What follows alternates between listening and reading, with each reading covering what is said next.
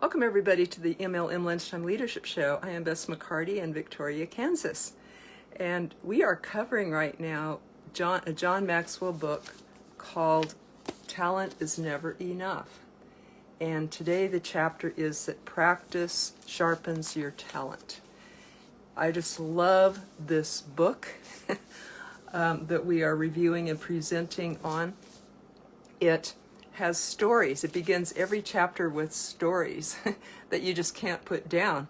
And, John Maxwell never says in his books, you should do this, you need to do this, which would be kind of dry and hard to read, right? He starts out with these incredible stories to inspire us about true stories, about things that have really happened and have been intriguing and that show the beauty of the human spirit. Welcome, Michael. Welcome, Coachy. Glad to see you guys. This is the MLM. By the way, if you're watching replay, please type in replay because I'd like to thank you for watching.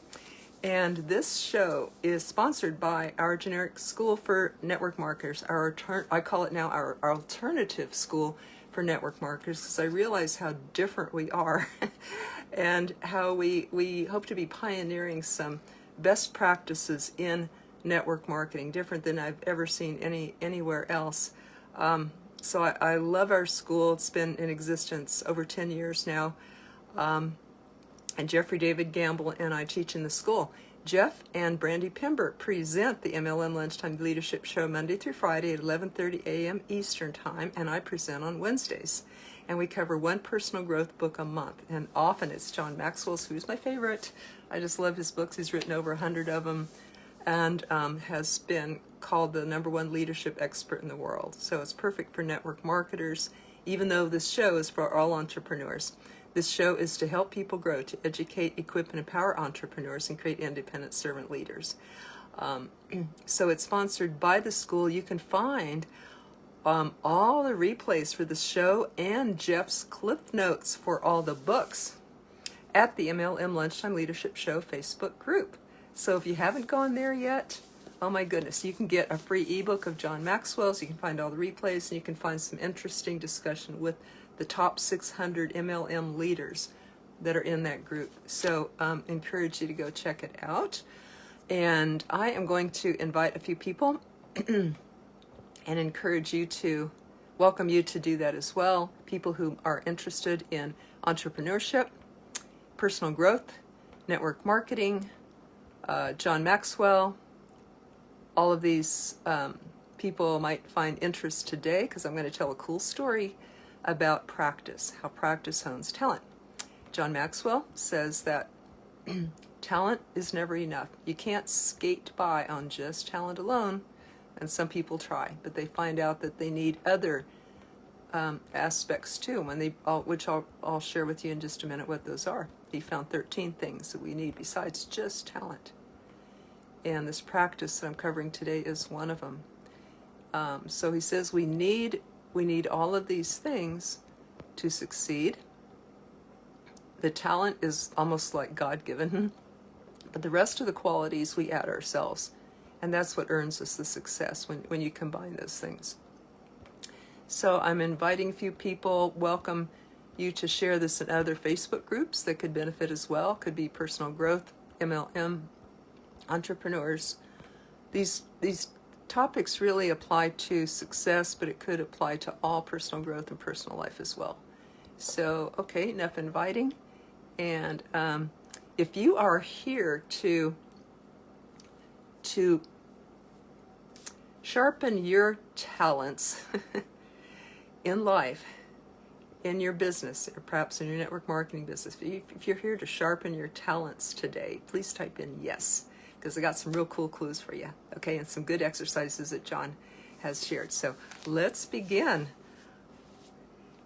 He says, this is chapter 6, and by the way, just with the way of a little preparation here, he says that, is talent enough? Well, this is what you need to add to talent. You need to add your belief. That lifts the talent. Passion energizes your talent. Initiative activates your talent, like taking the first step. Focus directs your talent. Preparation positions it. Practice sharpens it, which is what we're covering today. Perseverance sustains it. Courage tests it. Teachability expands it, character protects it, relationships influence it, and responsibility strengthens it, and teamwork multiplies it. So those are the 13 things. Today we're covering the practice part. Practice sharpens your talent. And I've had some experience with this myself too. But first I'd like to share with you what John says. He says, consistent good practice leads to consistently good play. We know that in sports, right? And in musicians. Like the people who get up on stage and perform at concerts like Lindsay, was it Wagner? Lindsay Sterling. Have you ever seen her play violin? Baby, what talent. And she dances incredibly at the same time. She's one heck of a talent in my book. I just love watching her play. She's a young lady. And you know what? I went back and I looked at old YouTubes of her, and she wasn't that good in the beginning. Not that good. She was always a good violin player, but now she's great. And she was not that good of a dancer in the beginning. She was okay, but now she is great in my book. She's practiced these over time and put them together and become just poetry in motion for me, motion and sound. So it took practice to where she has gotten, and the musicians that get up on stage and look like it's just effortless. Well, it is, because by now they've put in all the time and effort to get it to that point. It's become a part of them. It's gotten in their cells. It's like what they could do in their sleep, you know. That's what practice takes us to. Tell some more stories about that. But he says, good practice leads to consistent good play. And successful people pay their dues and do all of the expected of them and a little more. So he goes into that in a little bit. First he tells a story. See if you can guess who this is. He says, in London, there's a young man named Charles, 15 years old. The year is 1827. So Charles, 15 years old, he possesses intelligence, ambition, and he hoped enough talent to make his dreams for success a reality.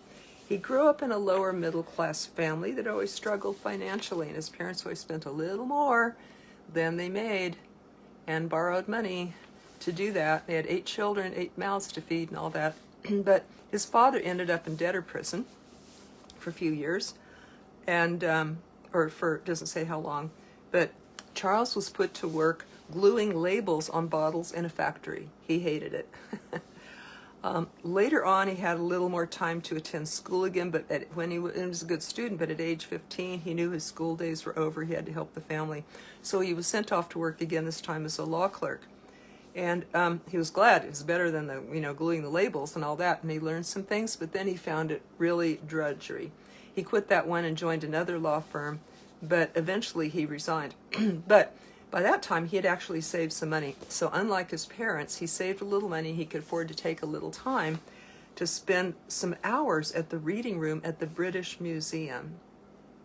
And he realized that a profession that interested him was journalism.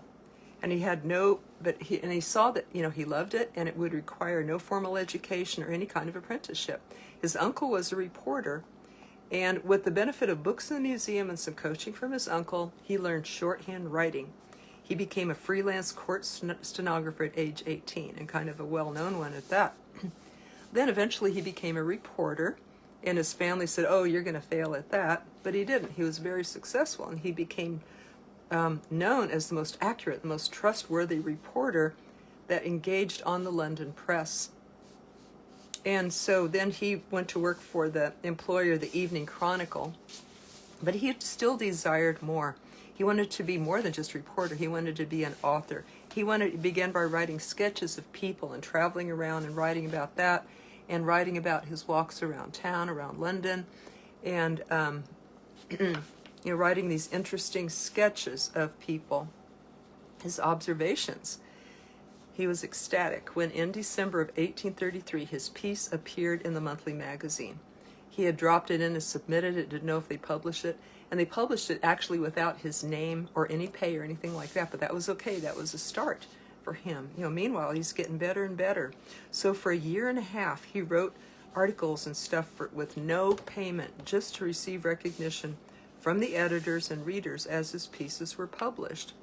And then his employer, the Evening Chronicle, said, would you write sketches regularly for our magazine? And he agreed to do that at no charge, but he said it would be nice if I could have a little increase in pay in my salary. So they gave him a little one. So that in a way that was like his first, the first time that all of his work began to pay off just a little bit. So the first half dozen sketches he had written were published unsigned. In other words, they didn't tell his name, or he didn't give his name. Over the next 3 years, he published 60 sketches. And I figured out that must be about one every 2 weeks that he wrote and got published. In 1836, after he'd done that for 3 years, this young publisher wanted to collect his writings into a volume along with 10 prints from a well-known illustrator. He wanted to call it Sketches by Boz, which was his pen name at that time. So that was a step. It earned him enough respect and recognition to be hired for another writing job, a collection of stories to be offered in monthly installments with illustrations. And this became known as the Pickwick Papers, and then he did use his real name, Charles Dickens. So you may have heard of that. But what that was at that time, it was like the novel was 100 years old at that time. But typically novels only sold about 300 to 400 copies of novels. Well, this was sort of a new way of doing it, where he would have monthly installments, like a new chapter for the novel would come out every month. And it'd almost be like a serial that you watch on TV, that you go back the next week to see what would happen. Only his were monthly. And he eventually published all his novels that way. And what they did is they got subscribers to that letter. And what he got was like 500 subscribers the first time. And that might seem low, for a year's worth of work, but that was already more than the average novel sold. He already sold more than any novel up at that time, in those monthly installments. Then, by his fourth novel, sales were up to 40,000, and the last few that came out was 40,000 copies. So, when we hear the name, John Maxwell says, when we hear the name Charles Dickens today, we think of it, a long novel like David Copperfield that we read in literature class. But when Charles was alive, he was like famous, like his works were as popular as a big hit television show or movies today. And he was as famous as any movie star is today at that time. He was the first person to become a name brand. He was the most talented author in England after Shakespeare. And how did he get there? His family didn't believe in him. They thought, well, he's going to fail as a reporter and all this stuff. They didn't really believe him. They didn't expect this explosion of talent and energy to come out of him. And how did that happen? He transformed his talent. He practiced his craft by writing those 60 sketches for 3 years that led to his first novel, that led to a bunch of novels. And over the next 20 years, after that Pickwick Papers came out, it sold more than 1.6 million copies of it in one form or the other. Oliver Twist is another one that we may know him by now. But when you study history, you learn a lot. And history does repeat itself. And even though these are figures from before, they contain the truths for today too. So in his 35 career, Dickens wrote more than a dozen full-length novels. He wrote some travel books and Christmas stories. And all the while, he was also editing magazines and traveling around giving readings of his work. So, talented as he was, he didn't start out at the top. He had to hone it and get better, like Lindsay Sterling, I see, does. And I was looking at the Darman videos. If you know, Darman's a personal growth person on YouTube that I just love his little 3-minute little vignettes that often make me cry because they open my heart and they always teach a lesson about life. He now is very, very popular. I think he appeared with Grant Cardone, and was it Eric Worre recently that Darman appeared as spoke alongside them. And he's just been doing this a few years. But he took these little vignettes, and I think they're very popular because they're little stories of life. He never gets up and says, you should do this, you need to do that, right? But he gets up and tells the stories that inspire the people. It's inspired me to make some like that too. But I look back at his work. If you look back at the beginning of these people, they were not very professional. They were not as well done as today, but he kept getting a little better all the time. And that's what the famous UCLA coach John Wooden always told his team. He said, never look at the scoreboard. Just focus on bettering yourself a little bit every day. And he did that too as a coach. I talk about John Wooden a lot because that principle is my guiding principle, to get better every day, to better myself every day. If I can get 1% better every day, that's 365% better over a year. That's 3 times as I was. That's a lot, just 1% that I can do a day. So I keep bettering myself. And I was in the MLM Millionaire Academy, which has been, I founded 10 years ago. Jeffrey David Gamble joined me about 2.5 years ago in the school to teach network marketers because his methods were the best I've ever seen in all of network marketing. And I'm committed to bring the best to the students in that school. And over the 2.5 years of our weekly classes that we do for people, we do them on Sundays. And some people have been in that school for 10 years. And some are very, very dedicated and show up every single week because they love the teachings and the lessons that are the 10 core commitments of network marketing, as well as our signature method that Jeff evolved in real estate and brought over to network marketing. We call it the Always Get a Yes script. And how to never get a no, never get objections about network marketing or anything else. How to always get a yes when you present. Doesn't need a video, needs you, in a very simple way. It's totally duplicatable, works with all 4 personalities and all that. So we teach that along with the 10 core commitments and other really unique, valuable things that are helping people jump ranks quite fast in the school. And I was noticing over the last 6 months or so that Jeff and I teach each roughly about half of each class. And he's very, very good on the skills and mindset, currently building company. I'm a dedicated generic coach. I was full-time network marketer for years, but now dedicated to the personal growth aspect and helping people. So I'm a little heavier on the personal growth. We both teach both skills and mindset, but that's our more specialty. So I was listening to Jeff speak, and I was thinking, wow, he really delivers. Every single class, he really delivers. And that's why people come on and love him. And I think he's getting better every time, and I mentioned to him recently, I said, I think you're a very good speaker and you belong on the stages, which he has been on stages. And he said, thank you. He said, it's all those audios and videos. And I think it's all of the teaching that we've been doing, all of the MLM Lunchtime leadership shows, all of the open houses that he's given, and all of his professions. It's just that he's done so much of it. And okay, so that's a story for today, how the practice sharpens your talent, just doing it a lot. And recently I was asked to, by a production company who has seen my work on Facebook Live and on the YouTubes, and was also referred by someone. I was recently asked by this company, could they send a film crew over this coming Tuesday and film me doing 6 10-minute segments of personal growth. So we chose the meatiest, most popular, most wanted topics, and they're coming over on Tuesday. Meanwhile, I've been teaching this stuff, personal growth stuff, for 30 years, but I collected the best of my best notes, and had to hone it down into 10 minutes each of the 6 topics.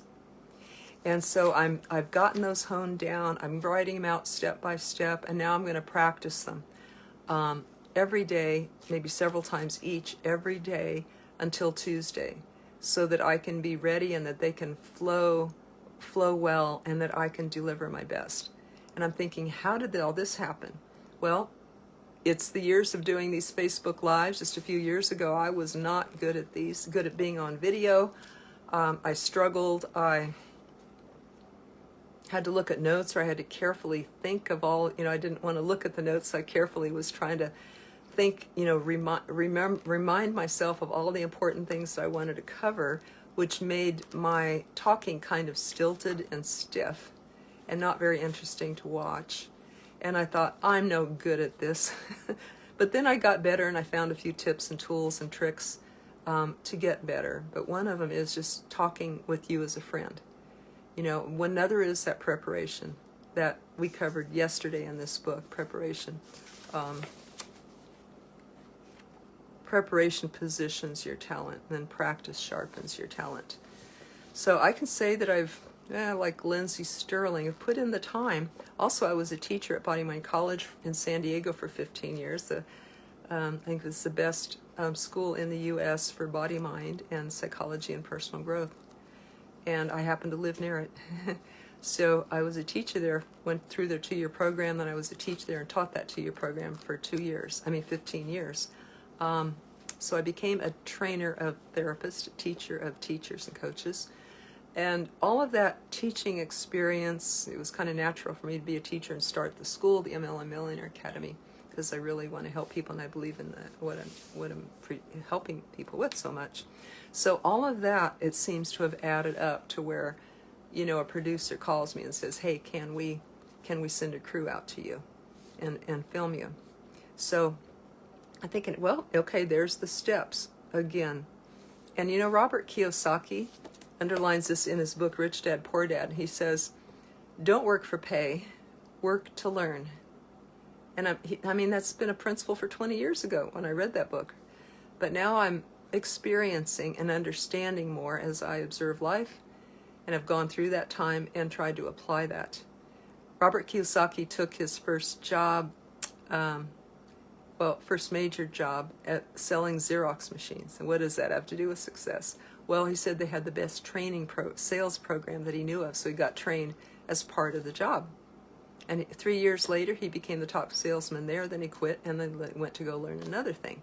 He didn't let the paycheck dictate. He didn't stay there for the rest of his life. He could have made a lot of money there, but he had his sights set on learning and doing different parts of himself and learning new things. So after he mastered the sales, he went on to learn something different. So I realized that a lot of the things that I do are not paid and have not been paid, just like Charles Dickens was willing to put in the free time getting on his way to getting good, which then he sold all those novels and sold 1.6 million and all that.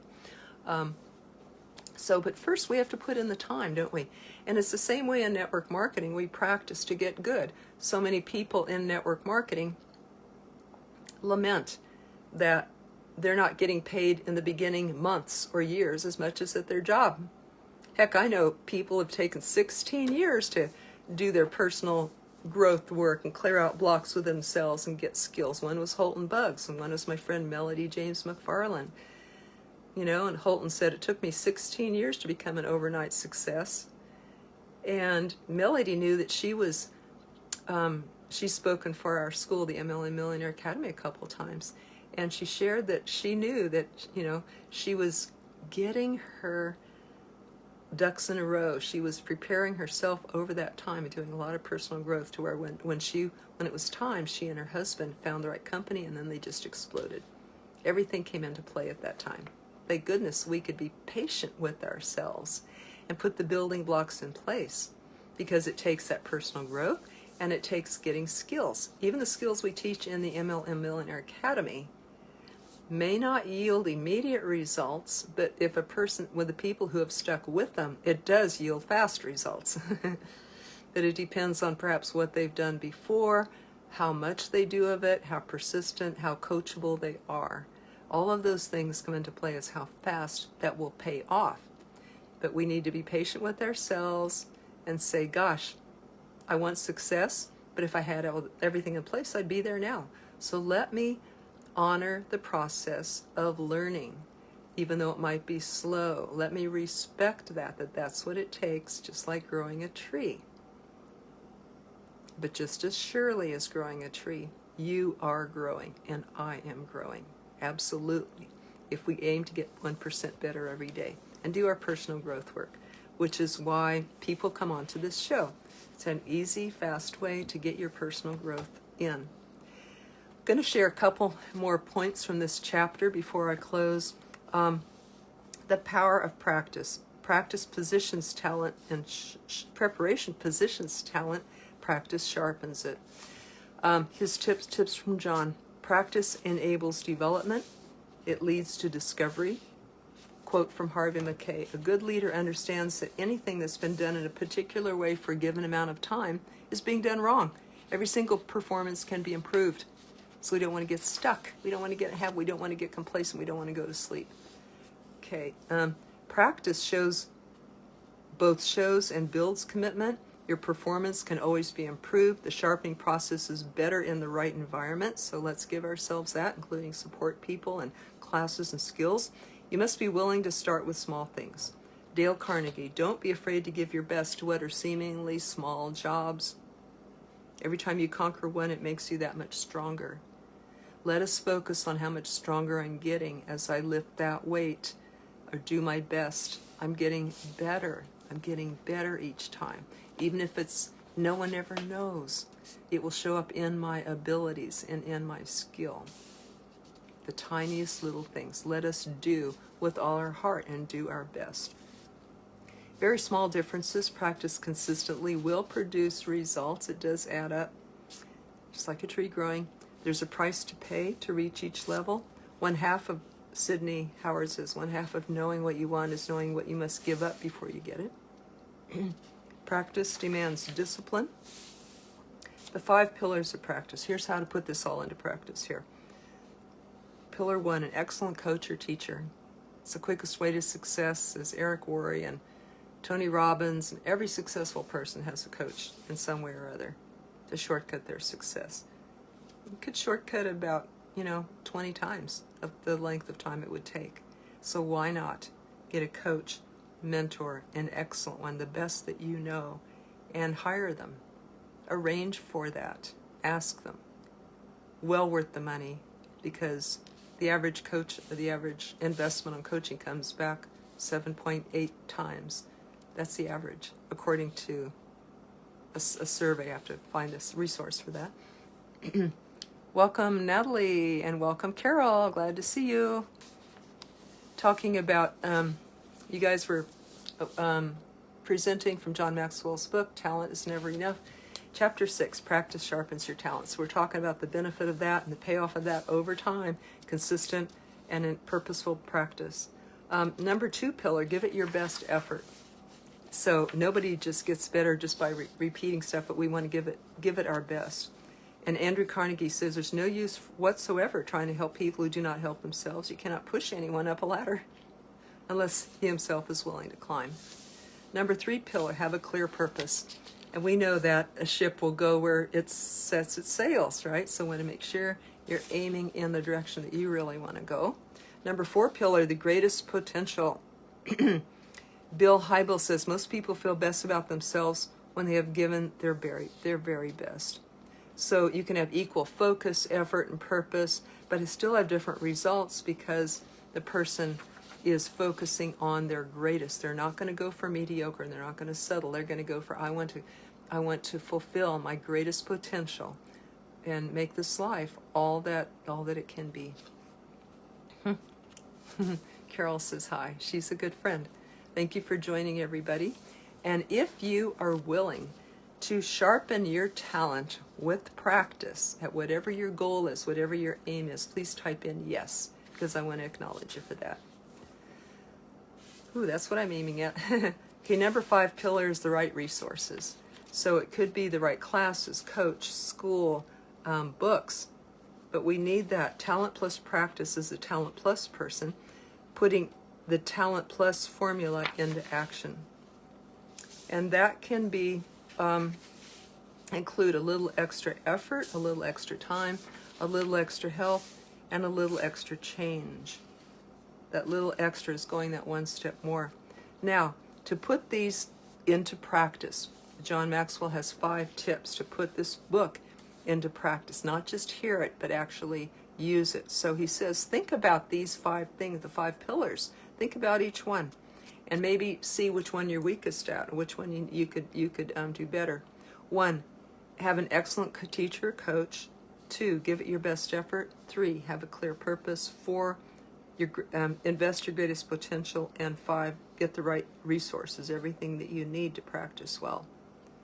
What could you invest in that could facilitate your growth to the next level? And remember, it's an investment when you do it, when you invest in the right place, the right books, the right courses, the right coach. And that is why a lot of people hire me as a coach. I've made a lot of people a lot of money, much more than they spent with me. Not made them, but I helped them to make that money. So their investment sometimes comes back 20 times. So I love doing this and seeing this.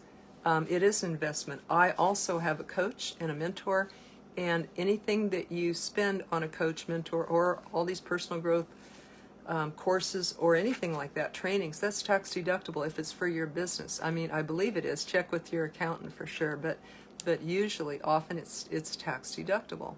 So that makes it even more affordable. And of course, the fact that it can multiply your profits makes it super, super wise to do. Okay, number 2 suggestion of John, he said, look to see where you are in the continuum. Are you just starting out, or are you facing a big learning curve? Tailor your practice routine to get the most out of it, according to where you are. Number 3, how disciplined are you when it comes to practice? Track it, record it.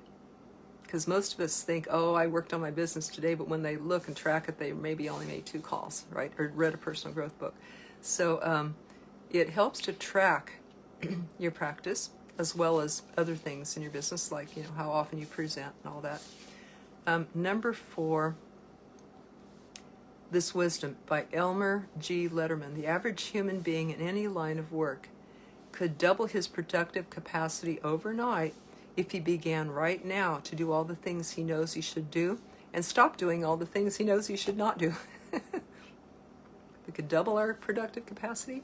So John Maxwell says, take a look at this. Can you apply this? Number 5 and last tip that John has for people to apply practice is talent plus people always strive to do a little more. They go the extra mile. They stretch themselves a little bit, right? Just a little more, as John says, a little more effort, a little more time, get a little extra help, make a little extra change. Don't stop with making some change. See, well, what could I make? How could I take this to the next level for myself and the people around me? So, did you get? Excuse me. I heard you get a drink of water here. So much talking. Did you get value today? I'd love to hear a takeaway that you got below. Your favorite takeaway from today. I'd love to hear any questions, tips, comments, stories that you might have about improving a little every day, how practice has helped you to sharpen your talent. I told a bunch of stories in here today from John Maxwell and also from my own life. I hope that they helped. Let's keep the conversation going below. I want to hear questions, tips, comments, stories, and would like you invite you to check out, for those in network marketing or looking at it, I would like you to invite you to a free class to check out our school, the MLM Millionaire Academy, where we teach the best methods, the best, easiest, simple, most duplicatable methods I've ever seen in all of network marketing. I call it an alternative network marketing methods. We're the alternative. And network marketing is an alternative to jobs, right, in this economy. And I have realized that our school and our methods that we teach are the alternative network marketing. So if you want to check that out and see why, I'll post a free class below. We'd love to have you. If any questions, please message me. See the other MLM Lunchtime Leadership shows, 11:30 a.m. Eastern Time, Monday through Friday, at the Facebook group MLM Lunchtime Leadership Show. So you can find all the replays there. You can find the current shows and also Jeff's cliff notes for each of the books. So this is the book we're on now. It's incredible. John Maxwell, Talent is Never Enough. Hope that you guys can enjoy it, or enjoy the notes, or enjoy the videos. Everybody take care, and we'll see you tomorrow for the MLM Lunchtime Leadership Show at that Facebook group. Everybody take care. Bye-bye.